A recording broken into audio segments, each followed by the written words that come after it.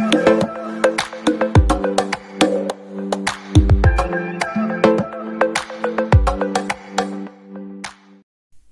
Friends, आपका स्वागत है हमारे आज के वीडियो में।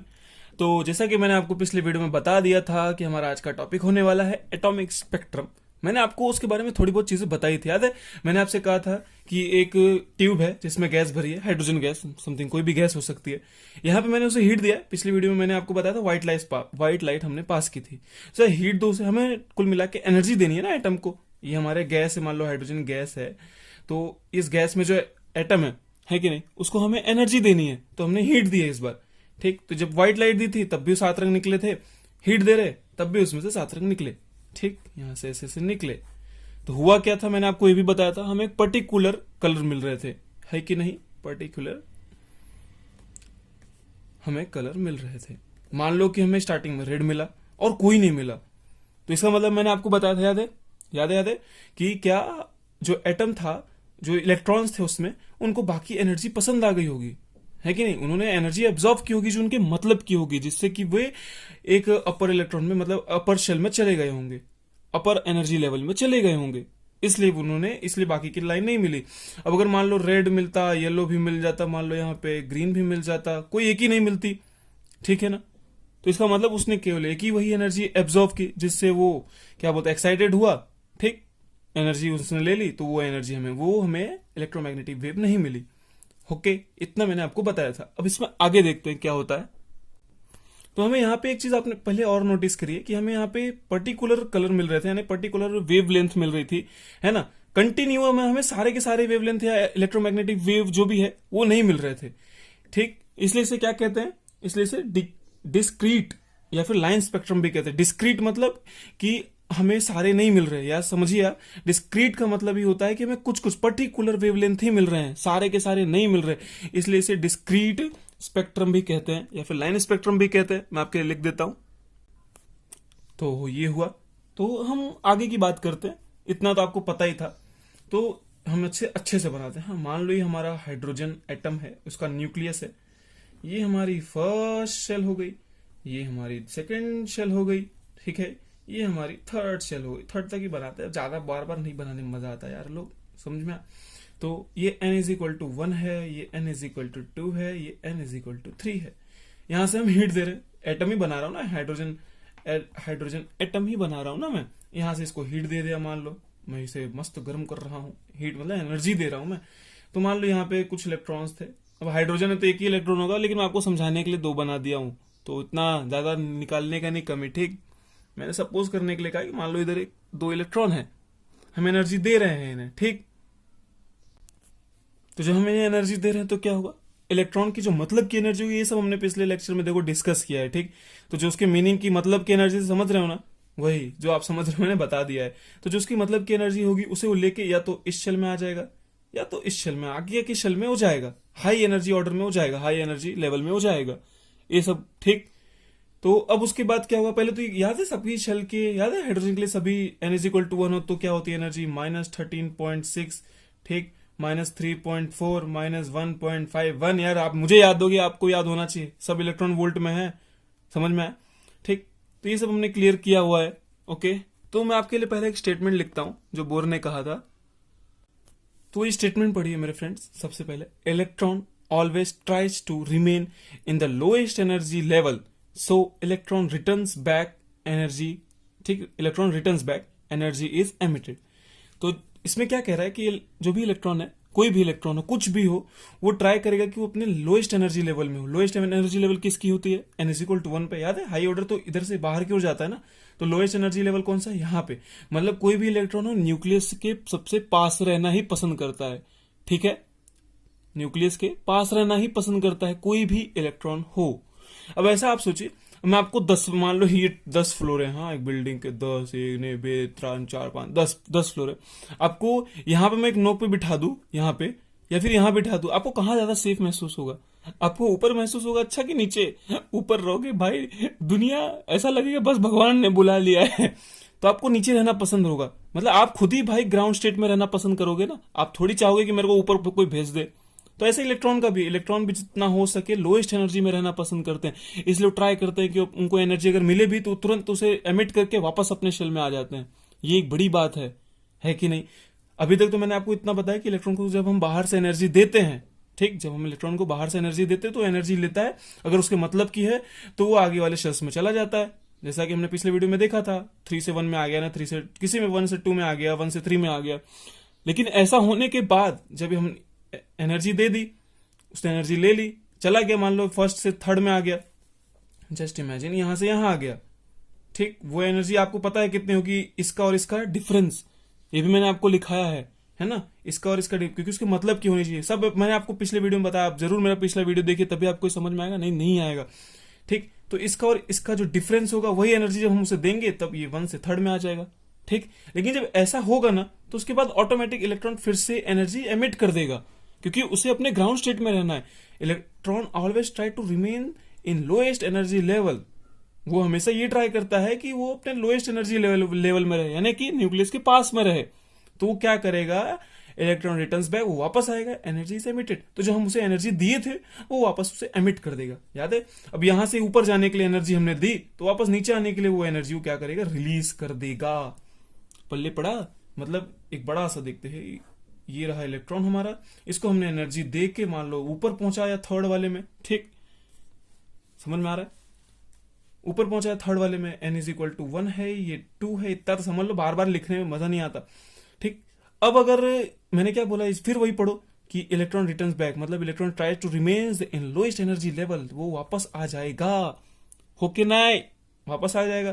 तो वो कुछ एनर्जी एमिट करेगा, यही देखिए, एनर्जी इज एमिटेड। वो एनर्जी हो सकती है, रेडिएशन हो सकते हैं, वेवलेंथ हो सकते हैं, लाइट हो सकती है, इलेक्ट्रोमैग्नेटिक वेव होंगे, वो कुछ भी हो सकता है, वेवलेंथ ही समझिए, अलग अलग टाइप की वेवलेंथ आती है, वो होंगी।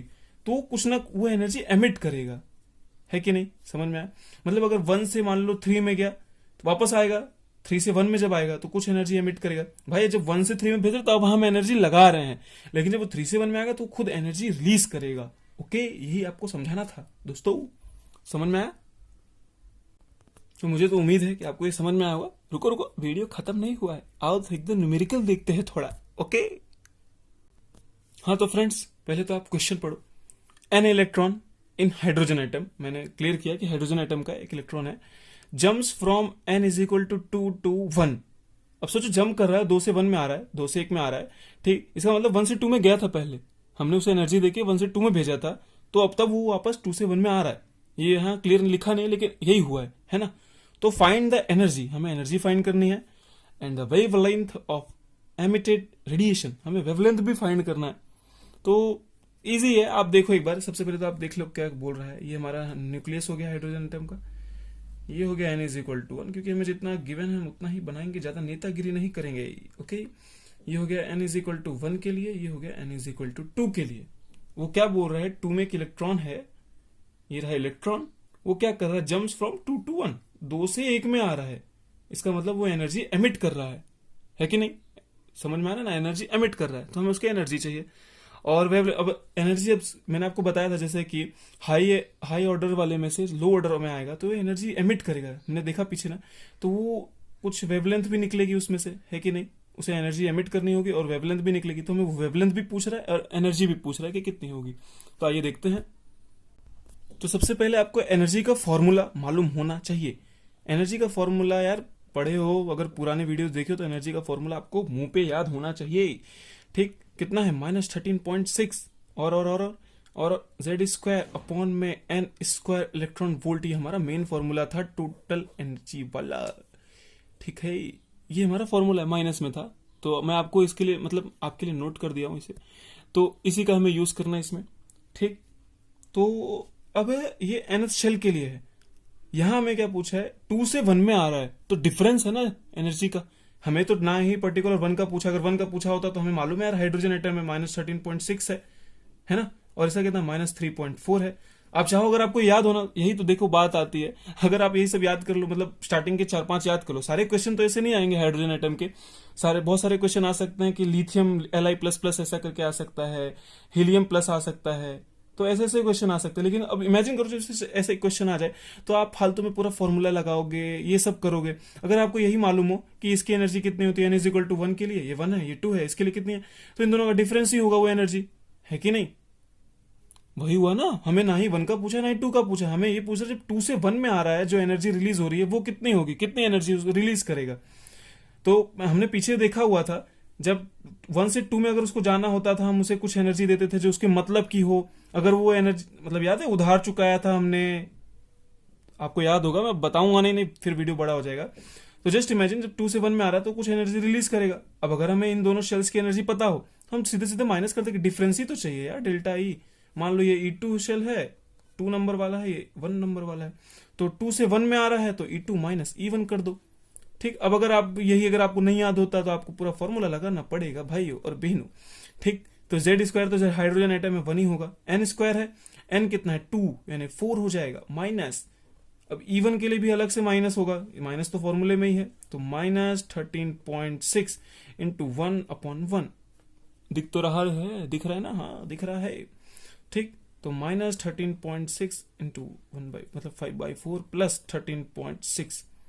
अब जब आप इसे माइनस करोगे, ठीक, तो 13.6 माइनस 3.4, देखो वही आया ना यार, वही आया। 13.6 प्लस में था, इधर लिख लिया, इसको डिवाइड करोगे -3.4 आएगा, मतलब 10.2 इलेक्ट्रॉन वोल्ट इतनी एनर्जी रिलीज करेगा।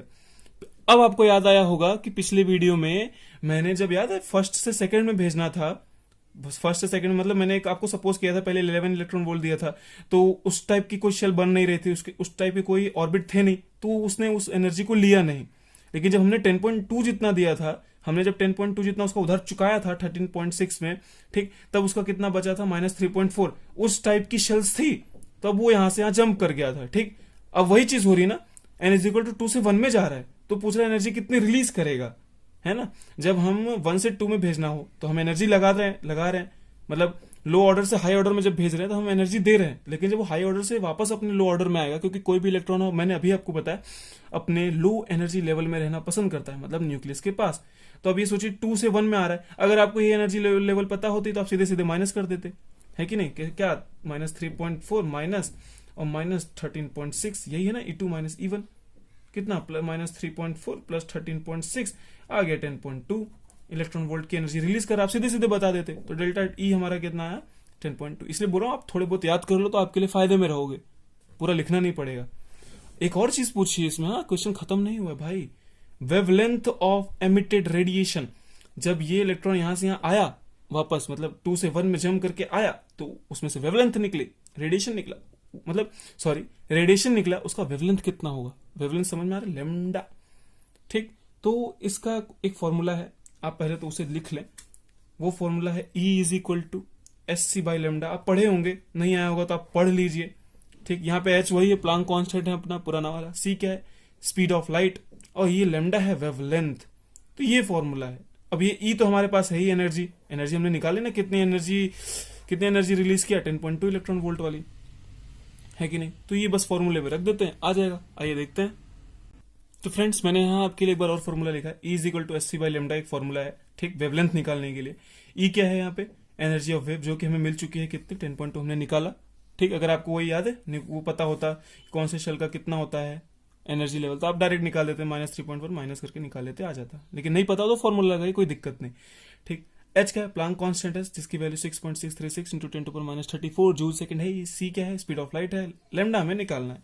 ठीक, तो हमें सब कुछ तो पता है, हम फॉर्मूला में रख देते वैल्यू, 10.2 इलेक्ट्रॉन वोल्ट = Hc, ये कांस्टेंट है, मैं रख दूंगा। ठीक, अब आप लेकिन एक चीज याद रखिए, ये इलेक्ट्रॉन वोल्ट में है ना, और ये जूल में है, ये सब बातें हैं जूल में। जूल से क्या है, H की देखिए क्या है, मात्रा क्या है, जूल सेकंड है, तो आपको कन्वर्ट करना पड़ेगा। तो मगजमारी है, मगजमारी से बचने के लिए ही तो हमने आपको वीडियो बताया है। ठीक, तो मगजमारी नहीं करना पड़ेगा आपको, मैं आपको एक इजी सा वे बताता हूं, आपको इतना नौटंकी नहीं करना पड़ेगा। अब सोच रहे हो ना इलेक्ट्रॉन वोल्ट है, फिर ये जूल, क्योंकि H तो जूल में है, तो हमें इसको भी या तो जूल में करो या तो इसको इलेक्ट्रॉन वोल्ट, कुछ तो करो ऐसा, तभी तो हम मात्रा क्या है ना, दोनों और कंफर्म रखना पड़ता है, फिक्स रखना पड़ता है, तभी होता है। अब ये जूल में है, ये इलेक्ट्रॉन वोल्ट में, तो आप इसे ऐसे डायरेक्ट वैल्यू रख के नहीं निकाल सकते, गलत होगा वो, आपको क्लियर कर दे रहा हूं। तो हम कुछ और करते हैं, आइए देखते हैं। तो भाइयों ये आप नोट कर लो, ठीक, अब आप सोच रहे हो कैसे निकाला, एससी तो ऊपर कांस्टेंट ही है कि नहीं। यहां मैंने खुद से डिराइव करके मतलब खुद ही कन्वर्ट कर दिया है, मतलब ये इलेक्ट्रॉन वोल्ट में ही रहेगा, इसको भी मैंने उसके अकॉर्डिंग चेंज कर दिया कि हमें वेवलेंथ जो है एंगस्ट्रॉम में मिले, है ना। तो आप डायरेक्ट इसे भी यूज कर सकते हो, E is equal to 12375 upon में लेमडा। ई की वैल्यू हमें पता, अब यहां से निकाल लो 10.2 इलेक्ट्रॉन वोल्ट में ही रहेगा, कोई दिक्कत नहीं। आपको कोई चेंजेस करने की जरूरत नहीं है, आप ये फॉर्मूला डायरेक्ट लगाओ, ये E is equal to s c by lambda से अच्छा है, आपको सीधे सीधे वैल्यू मिल जाएगी। Is equal to 12375 by lambda, lambda इधर ले लो 12375, ठीक, अपॉन में लेमडा सॉरी 10.2, ये आ गया किसमें, एंगस्ट्रॉम में। आप इसे सॉल्व कर लो, बार बार सब मैं ही नहीं करने वाला, ठीक। तो ये हो गया। तो एक चीज और देखते हैं, थोड़ा बड़ा हो जाएगा, कोई दिक्कत नहीं है, आपको समझ में तो आ रहा है ना, बस। तो आप चाहो तो इतनी ये सब भी कर सकते हो, जैसा मैंने पीछे निकाला, E1 E2 किया, E2 माइनस E1 किया, या तो आप अगर आपको सीधे से अगर हाइड्रोजन आइटम गिवन है, आप याद करे हो तो आप डायरेक्ट निकाल सकते हो, E मिल गया, ये फॉर्मूला लगा के आप लेमडा निकाल सकते हो। लेकिन मैं आपको एक ऐसा फॉर्मूला बताता हूँ जिससे ना आपको इतना सब करना ही नहीं पड़ेगा, मतलब ये नहीं कि पहले आपको E निकालो फिर लेमडा के लिए फॉर्मूला लगाओ, नहीं, आपको डायरेक्ट मैं लेमडा निकालना बताता हूँ, कैसे निकाल सकते हैं डायरेक्ट लेमडा। आइए देखते हैं मेरे साथ। तो फ्रेंड्स देखते हैं, electron jump n is equal to 2 n is equal to 1, मैं आपको ऐसा बता रहा हूं कि 2 से 1 में आ रहा है, आप किसी के लिए भी निकाल सकते हो, है ना। तो पिछले वाले में हमने क्या क्या देखा था, हमने उसमें डेल्टा ई निकाला था, तो इसमें भी सेम वही करते हैं, लेकिन आप देखना मैं आपको सीधे सीधे वेवलेंथ पे ले जाऊंगा। तो हमने क्या किया था यार, इसमें E2 माइनस E1 किया था, तो यहाँ पे अगर कुछ भी है EN2 माइनस EN1, मतलब अगर बोला है 3 से 1 में ला रहा है तो 3 इधर लिख दो, 1 इधर लिख दो, 4 से 2 में ला रहा है तो 4 इधर लिख दो, 2 इधर लिख दो, कोई दिक्कत नहीं है। ये डायरेक्ट मैंने EN2 माइनस EN1 का मतलब है आप यहाँ बड़ा मतलब हाई ऑर्डर वाला इधर लिखो, लो ऑर्डर वाला इधर लिख दो, ठीक।